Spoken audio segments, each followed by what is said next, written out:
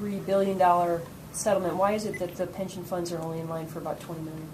This is a class action where there are many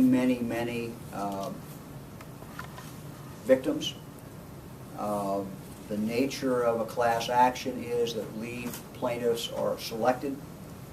There are actually 5 co-lead plaintiffs.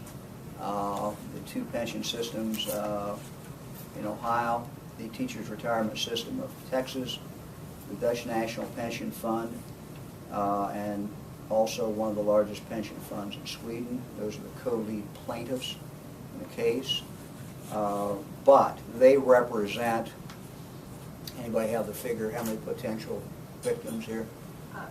Millions of potential claims. Millions of victims. And so it was always understood that Ohio would get a percentage, a fraction of the amount. But we were the lead plaintiff, and were tasked by the court with being the lead plaintiff in this case. Are you expecting any corporate behavior changes? I think any time that you have a case like this, you know, the law is a teacher, both in the criminal and the civil area. I think that you can have laws on the books, you can have requirements, but until there is enforcement, people sometimes do not pay attention. In our opinion, this was flagrant. This was outrageous behavior. This was hiding information that they knew. This was paying just totally outrageous pensions, size of pensions, and not only doing that, inflicting that on the shareholders, but hiding it and not telling them that these pensions were going to be paid. The losses, they knew what the losses were going to be. They knew they were in a horrible downward spiral at Merrill Lynch, and they made vague references to what the losses would be, or there would be losses, but never, ever indicating the magnitude of $15 billion in losses. So this is outrageous behavior, and they today have paid a price for that. What we hope in the future is that companies do not do that, that they are very open, as most companies are, and that they let the shareholders, they follow what the law requires them to do, and that is, once they have information, they're required to tell that to shareholders. They had the opportunity to supplement the information they had put out before. They had the opportunity to go public with this to the shareholders. They had the information, and they simply failed to do it. They hid it, and they hid it on purpose. General, are you satisfied with the size of the settlement, given the magnitude of the losses the shareholders have experienced since this was announced? Well, we had some very good lawyers who were working on this, supplemented by some very good lawyers in our office. We have spent a lot of time on this. There is risk in any trial. This trial, as you know, was set to go forward in October. We do calculations, and each side looks at it and calculates their risk. And so that was done as we would expect to be done by good lawyers in any case. And so I'm very, very happy with this settlement. I'm very happy with the size of it.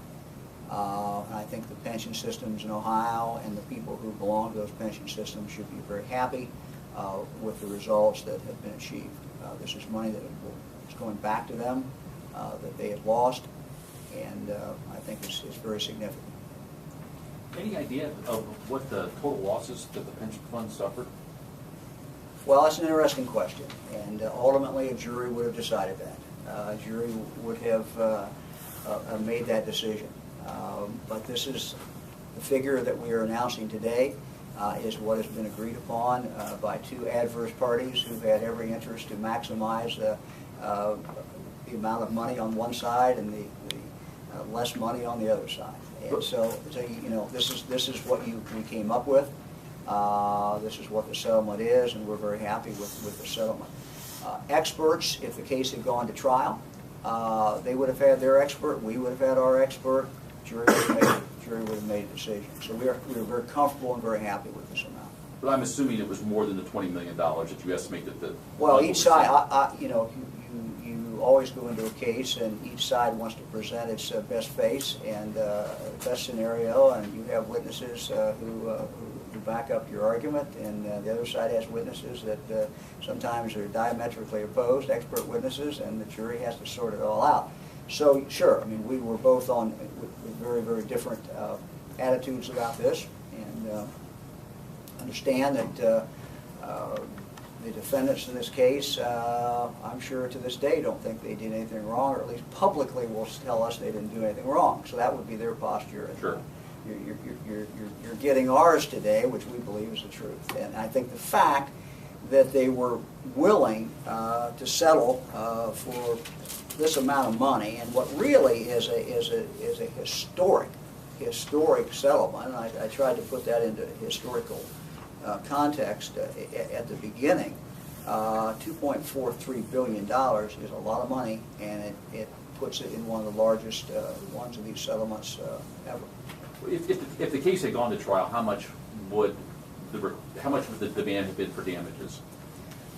Well, again, there was nothing specified. Okay. All right. And so what you do is that it comes out of trial, and you bring your expert in. Your expert, you know, all the available information comes together, and the jury has to sort all this out. Now they first have to decide whether there's any liability at all. And you know, this is no different in some respects to any civil suit. You have two stages. Is there, you know, you got to figure out, is there going to be liability? If there is liability, what's the deal? You know, the court and the jury have to figure all that out together. So. But I thought the pension system said that they had lost about $50 billion, or there had been at least $50 billion in losses to all the investors. I'm not aware of that. Yeah. I mean, I could be. I'm not aware of it. I just don't know that. How much is likely to get paid out in legal fees? There's a Dayton attorney who's the local counsel on this. Let me ask Michael back there. Michael is not in the room. Michael's back there. Based on the fee agreement, and I don't have a breakdown per attorney, but based on the fee agreement, the likely legal fees will be calculated somewhere in the area of $150 million. Can you repeat that in the mic so we have it on tape? Well, yeah. I mean, my understanding is based on agreements that were entered into a long time ago, or not that long, but before we took office, that this would be about $150 million in legal fees. Do you have a sense of when the money will get paid to the funds? Does this have to be signed off by a judge still? Yes, does, and I cannot calculate that. That's entirely up to the court, so I can't even.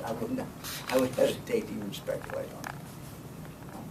In general, is this the only suit of this kind that Ohio's currently involved in, or has been involved in? No, Michael, you want to give them the rundown? I mean, we have several pending cases. Well, Run up to the mic and Yeah, come up to the mic. Thank you. We have a lot of cases going on here, guys. We have several that are moving forward. Tell your name and your title. I'm Michael Hall, the Director of Outside Counsel. This is the only 14A case we presently have, but in the general sense of securities fraud litigation, we are also involved in the wrap-up stages of the AIG litigation. There is BP litigation, Fannie Mae, and Freddie Mac, to name a couple. And those are all, I mean, other than the BP one, those have all been kind of tied to the financial crisis at some point. In some way, yes. Yeah. The BP one was filed by the DeWine administration. The previous administrations filed the other ones. Is that correct? I don't know. I'm sorry. I don't know off the top of my head the exact date of the BP filing. Does anybody know? It was like February. Yeah. The BP case was actually filed in I believe, the last quarter of the year of the Corder administration. It was right before Rich went out of office. Right. So has your administration taken on any large securities fraud cases, new ones? This is the J.P. Morgan case, which was recently filed, and I apologize. I should have mentioned that as well. But that is a misstatement case, 10B case.